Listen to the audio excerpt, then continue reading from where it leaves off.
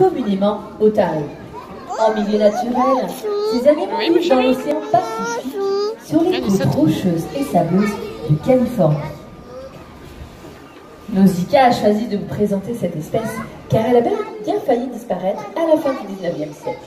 En 1900, pour remédier à cela, les autorités américaines ont décidé d'en interdire la chasse. Depuis, grâce à cette protection, les effectifs ont commencé à augmenter, puis en 1980, un sanctuaire marin a été créé au large de San Francisco. C'est la réserve des îles du Détroit.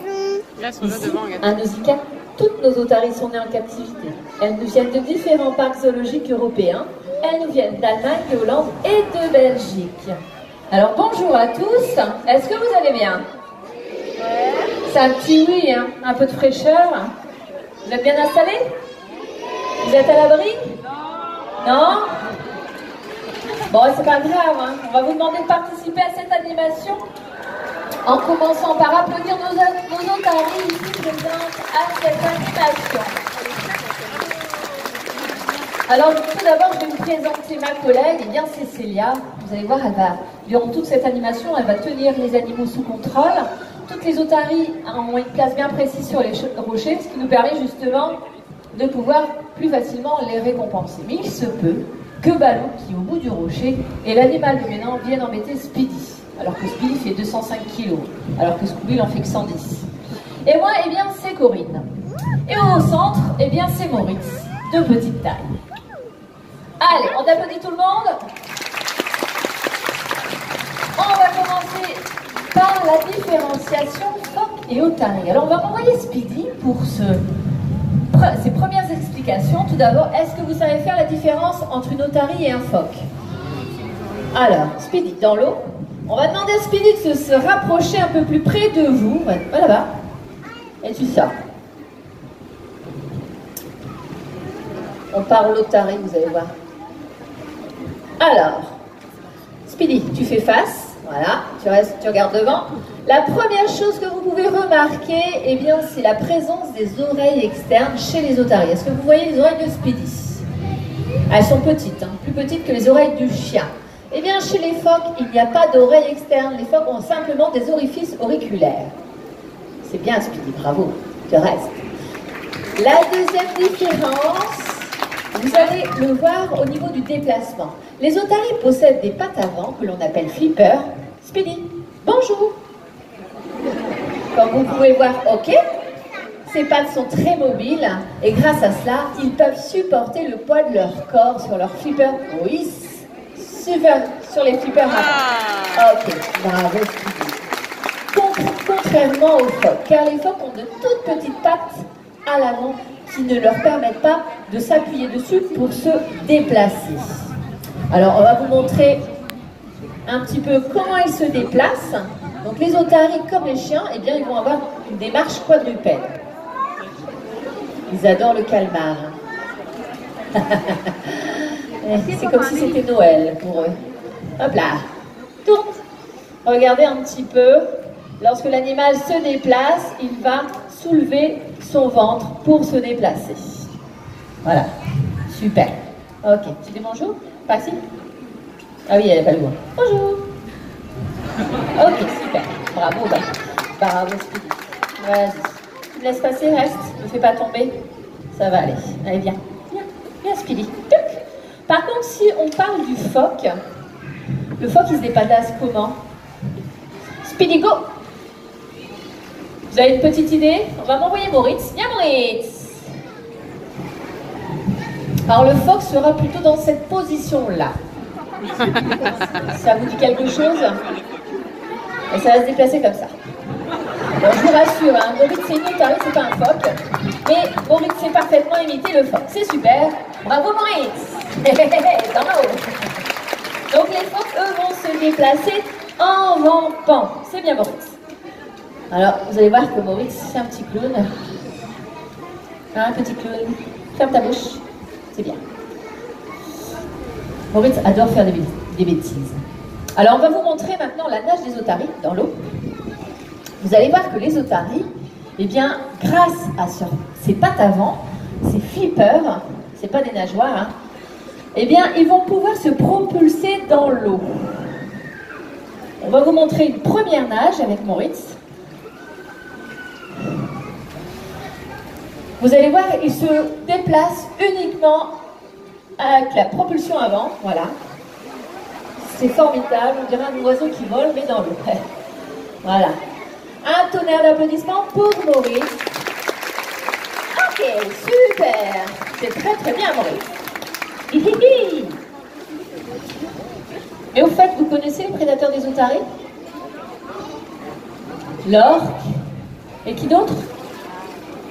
Ah ça, il n'y a pas besoin de lui demander 2 fois. Moritz adore faire ce comportement. C'est quoi ça?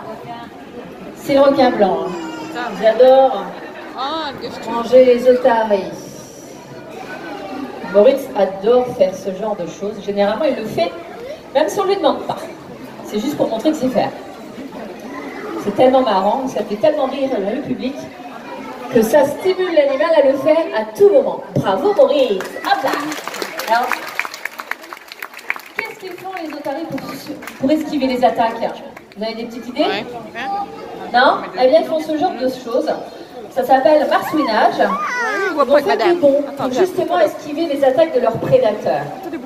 Ça va leur permettre également de prendre de la vitesse, notamment lorsqu'ils sortent de l'eau. Ah bah oui, je me suis trompée, c'est pas grave. C'est bien Moritz. Je voulais que tu refasses ça. Voilà. Ça vous a eu le plaisir. Hop, bah vous embêtez Moritz. C'est pas grave. C'est pas grave Moritz, viens voir avec moi. Hop là. Et Moritz, tic tic tic tic tic tic. Super. Petit gabarit, très dynamique. Tu restes avec moi? Tu restes là? Voilà, c'est bien. Alors, on va demander, Moritz, tu restes, hein, tu ne bouges pas, tu restes là. On va demander à Balou de venir toucher cette cible. Ça va vous montrer un petit peu la puissance qu'ils ont au niveau de leur flipper avant. Et pour vous montrer qu'ils sont capables, c'est bien Moritz, super. On va faire ce qu'ils sont capables de supporter, enfin de sortir complètement de l'eau pour monter sur les grands rochers. Tu bien Moritz, tu restes là. Voici Speedy, malgré ses 210 kg, vous voyez qu'il n'a aucun souci pour venir toucher la cible. Alors, dans l'eau, allez, montre un petit peu Moritz. Allez, tourner en faisant différentes sessions, des sessions dynamiques. Ok, bravo Moritz, super. Et des sessions beaucoup plus calmes. C'est bien Moritz, c'est sage. Voilà. Alors, la récompense, c'est quoi? C'est le poisson. Alors, ça peut être autre chose aussi. Hein. Pour le chien, c'est quoi? Les caresses, le jeu. Ouais, les otaries, c'est pareil. Bon, oui, Moritz, tu restes avec moi? Voilà, c'est bien. Voilà. Donc, c'est la même chose, il suffit juste de leur apprendre, tout simplement. C'est très, très bien. C'est super, bravo. Et Moritz adore aussi bouger, sauter, s'il y a un jeu pour lui. Alors, nous allons parler maintenant de l'entraînement médical, c'est quelque chose de plus calme. Après ce sprint, un peu de relaxation. Un petit massage. Non, j'ai rien demandé. Hop là, pas encore. Reste comme ça.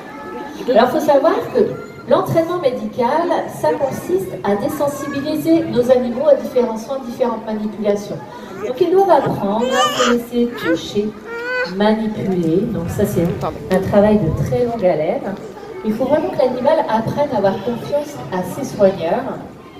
Alors, c'est vrai que lorsqu'ils sont arrivés en 98, je parle pour Speedy. Oh oui, je sais, mais c'est après le ventre. Voilà. Donc, finalement, je ne vais pas te le demander. Là. Et tu restes. Attends, je te mets le target. Tu ne bouges pas. Voilà. On va faire autre chose? Allez. Alors, en entraînement médical, on peut faire plein de choses. Là, attention, Moritz.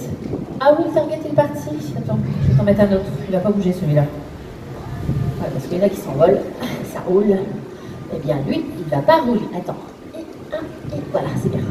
Et bien, et le target, il est là. Voilà, celui-ci, il ne roule pas. C'est pas mal. Donc, on peut faire chez les otaries plusieurs choses. On peut faire les échographies. Voilà, on se détend, Moritz, c'est bien. Mais avec Moritz, on va faire la prise de sang. Donc, dans ma petite boîte, j'ai des compresses d'alcool. Et donc, voilà, on regarde s'il n'y a pas de blessure avant, parce que sinon ça pique. Et donc, on désensibilise nos animaux à la désinfection, à la recherche de la vie. Je ne bouge pas, on va être sur la voilà, on va pouvoir regarder entre les doigts, parce que là aussi, c'est une possibilité pour prélever du sang chez une otarie.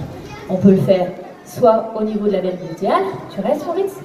Donc on cherche vraiment la zone, on fait comme fait la vétérinaire, voilà, un petit triangle, et on va simuler, voilà. J'ai un petit trombone au bois. Voilà, c'est super. Et on peut faire la même chose au niveau des flippers à l'arrière. Donc comme Maurice a été super sage, bravo Maurice, eh bien on le récompense. Voilà. C'est bon le calmar. Ah oui, c'est super bon le calmar. Oh oui, j'adore ça. Hein. Bravo Maurice.